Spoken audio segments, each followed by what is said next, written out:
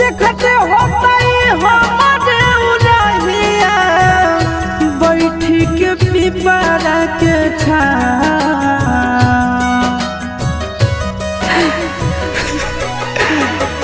देखते होता हमारे उड़हिया बैठी के पिपरा के रुक रुक रुक अरे टरेनिया रुक रुक रुक रे टरेनिया